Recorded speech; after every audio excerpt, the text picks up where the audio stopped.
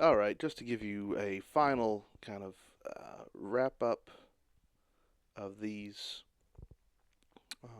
how verbs, you can kind of see them at work in the biblical text. I wanted to show you the text we've got in front of us with Genesis 37 and Joseph's dreams. I've got a visual filter on here now where all verbs are highlighted in blue, but what I'm actually going to change that to is where all cal verbs are highlighted in blue. You'll see there's a lot of different possible stems. Most of these are variations. They're vowel variations.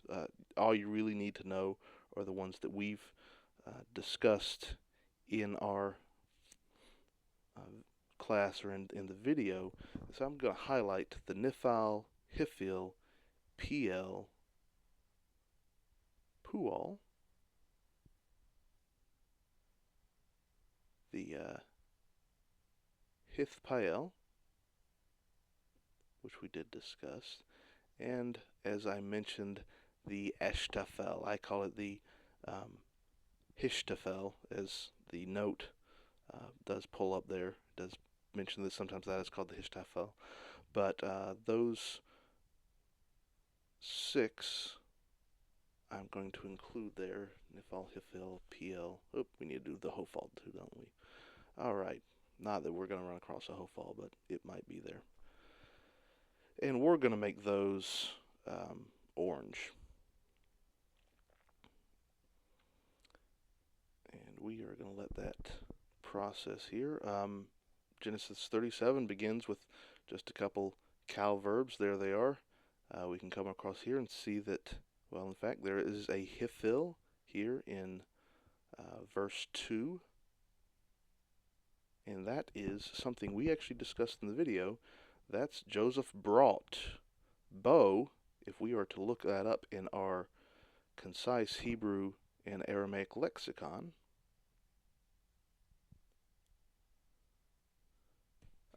the verbal root bo there typically means to come or to go to. Uh,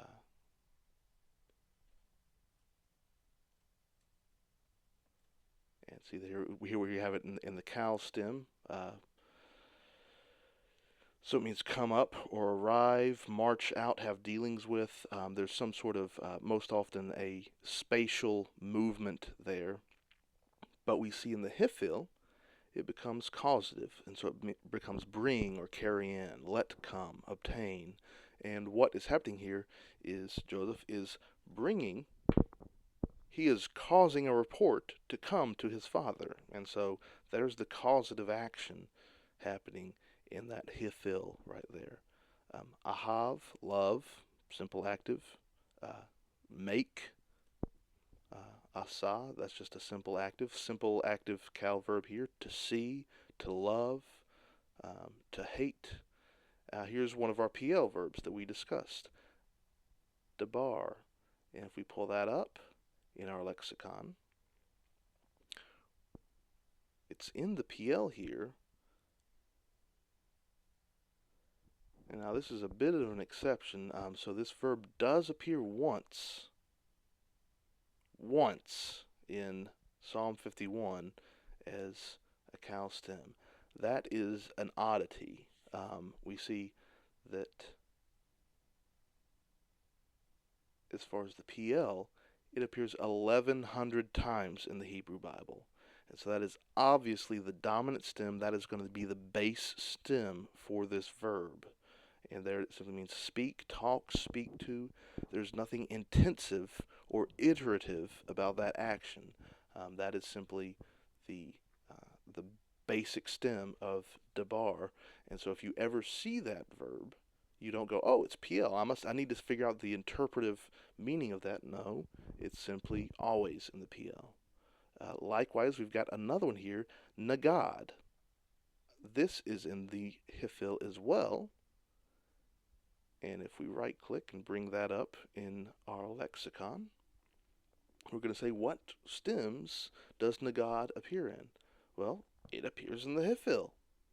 It appears in the hofal. It doesn't appear in the kal. And so there's no specific causation happening with this verb. The stem in this verb does not indicate anything special other than that's how this verb appears. Now, if we look at the next hifil verb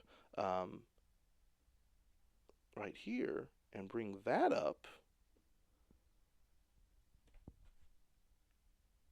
that's from the root yod samek pei. We'll find out that this one actually does have a nuance that's brought on by the stem of the verb. This verb does appear in other stems, and so the fact that it's in the hifil there, if Logos will catch up with us, I will show you this in the lexicon, but there is a significance to this this specific stem used with this verb. And so it's something that you've always got to look at your lexicons. You're going to look at these words and you're going to go, okay, is it specific? Is it not? Is it something that's indicated by the stem that there's some sort of particular action here going on that's not normal? Why wouldn't the author simply use a kal stem here?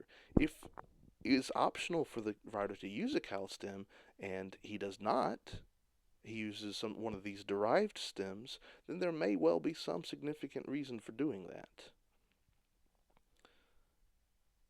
I'd love to tell you that reason, but Logos doesn't want me to let you know here. So, finally. There we are. So we can see that yasap does appear in the kal 30 times, and it means to add, to continue to do, to do more or again. He had more joy, increased in joy here. But the nifal and the hifil are also possible. The nifal here, rather than to add, to be added is the nifal. That's simply a passive form. The hifal means to add or to enhance or increase. And that's really the nuance we're looking for here, is it's causing to add. And so they're causing to add again their hate for Joseph. And so that's not a huge point, but there may be some significance, and it's worthwhile to sit back and look at that and go, okay, is this something that is worthwhile to speak about for, a few lines, a few sentences, maybe a paragraph in an exegesis paper, comparing the use of the kal versus the use of the hifil? Or is it something that we can just kind of briefly mention and move on? Another illustration of that, there's our eshtafel, that verb that I was mentioning earlier. That's where the sheaves bow down to Joseph's sheaf, right there in verse 7.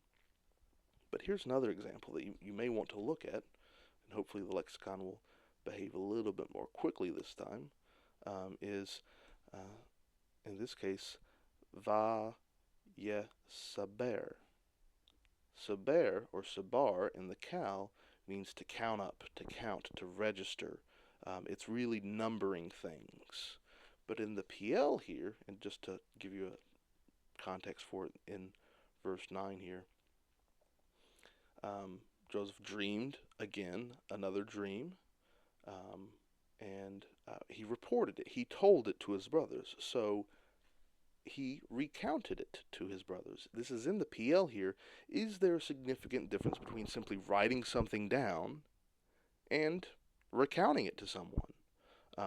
Maybe he took note of it in his mind and rehearsed it a few times before he decided to tell his brothers about it. They reacted poorly to the last dream. Maybe he could figure out a way to, well, is that significant or not? It's something that you'd really have to look at that verb and maybe do a word study on it and say, all right, what do we see in these instances? Does the PL of this verb really indicate something that the kal does not? Because it's not giving us numbers here. So we're not really sure how frequently that is used. It may be, and this is one of the ways we saw that the PL was used, the fact that saber is a noun. It means inscription, writing, document, or scroll. Does that mean that the PL is building off of this noun?